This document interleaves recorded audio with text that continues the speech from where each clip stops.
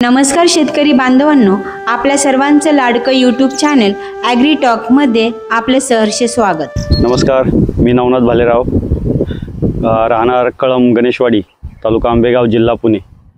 आज मी या ठिकाणी आपल्याला कांद्याचं रोप कसं टाकायचं त्या पद्धतीची माहिती, आम्ही कशा पद्धतीने टाकतो, कशा पद्धतीने त्याची मशागत केली जाते आणि 100% उतार होण्यासाठी रोप कशा पद्धतीने टाकलं पाहिजे याची मी आपल्याला थोडक्यात माहिती देत आहे। या ठिकाणी प्राथमिक दर्शनी आपण या शेतामध्ये पहिली फन्नी करून घेतलेली आहे। फन्नी केल्यानंतर त्या ठिकाणी आपण शेणखत 1 ट्रॉली टाकली।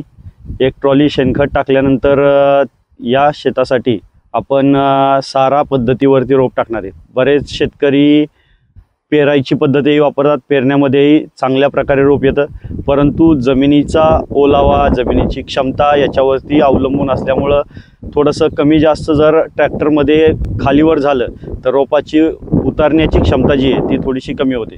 त्यामुळं आपण या ठिकाणी आपण पाहू शकता की हाताने रोप टाकणार आहे या वाफ्यावरती। आणि एकरी या कांद्यासाठी 1 एकरचं जर क्षेत्र आपल्याला लावायचं असेल तर आपल्याला 3 किलो कमीत कमी बी टाकणं अपेक्षित आहे। आपण आज या ठिकाणी 6 किलो रोप कांद्याचं टाकणार आहे।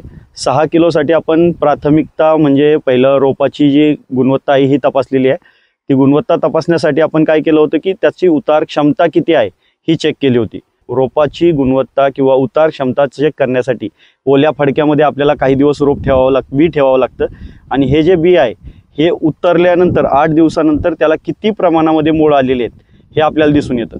तर हे चेक केल्यानंतर आपल्या निदर्शनास आलं की आपल्याकडे जे बी आहे याची जवळपास 90 ते 95% उतार क्षमता आहे।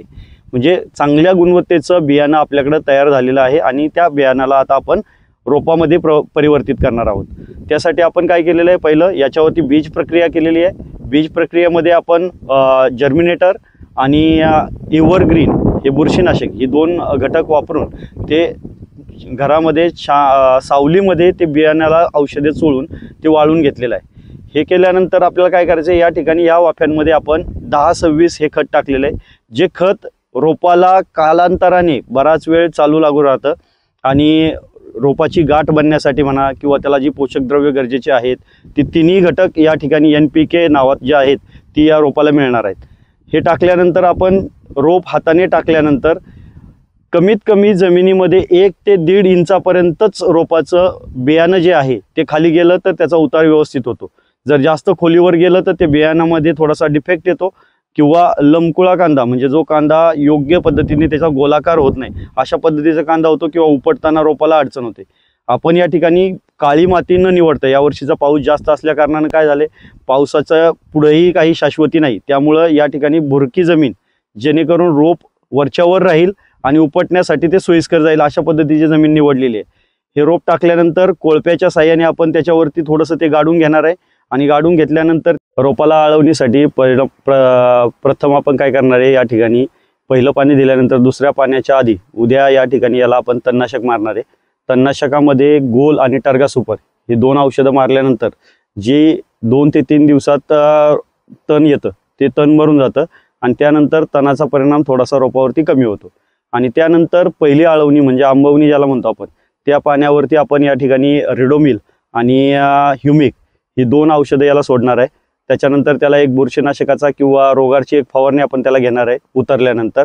अशा पद्धतीने आपण हे रोप या ठिकाणी टाकतो आणि यामध्ये 100% उतार झाल्यानंतर शेतामध्ये तब्बल याला 1 ते 1.5 महिन्यामध्ये हे रोप तयार करून याची पुनर्लावगड दुसऱ्या शेतामध्ये करतो। त्यासाठी तशीच तयारी असते।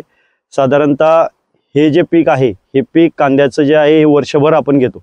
म्हणजे आता दिवाळीला जर आपण याचे बियाण्याची सुरुवात केली तर डेंगळा लावण्यापासून तर यावर्षी परत रोप टाकण्यापर्यंत वर्षभर हा कांद्याची प्रोसेस चालू असते। अशा पद्धतीने शेतकरी मित्रांनो आपण या ठिकाणी रोप टाकतो आणि त्याची निगा ठेवतो आणि योग्य पद्धतीने त्याला वेळच्या वेळेला फवारणी करणं, रोपावरती बुरशी न येऊन देणं, रोपाची नीट देखभाल करणं, खुरपणी करणं, तण काढणं, या अंतर्गत मशागती याला वेळच्या वेळी देणं गरजेचं आहे। त्याचप्रमाणे स्लरी जर आपण याला सोडली रोपाला तर अतिशय उत्कृष्ट गुणवत्तेचं रोप तयार होतं आणि त्यामध्ये बुरशी न लागता हा कांदा साठवणीसाठी योग्य पद्धतीने आपण तयार करू शकतो। आपण आता जी प्रोसेस सांगितली की कांद्याचं रोप कशा पद्धतीने टाकावं आणि कशा पद्धतीने त्याचा उतार होईल, तर आपण एक डेमो या ठिकाणी दाखवत आहोत। या 8 दिवसापूर्वी 8 ते 10 दिवस झाले असतील, या 10 दिवसापूर्वी आपण या ठिकाणी या क्षेत्रात हा प्रयोग केला होता. तर 10 दिवसानंतर या रोपाची आता उतार क्षमता कशा पद्धतीने आहे हे आपण या ठिकाणी पाहू शकतो. सेम पद्धतीची प्रक्रिया करून सेम पद्धतीने आपण खत वगैरे देऊन या रोपाची टाकणी केली होती आणि टाकणी केल्यानंतर हा आता आपण पाहू शकता या वाफ्यामध्ये जवळपास 100% उतार या ठिकाणी आपल्याला पाहावयास मिळेल. धन्यवाद. असेच शेतीविषयीचे नवनवीन व्हिडिओ पाहण्यासाठी जरूर लाईक शेअर करा. चॅनलवर जर नवीन असाल तर सबस्क्राईब करायला विसरू नका.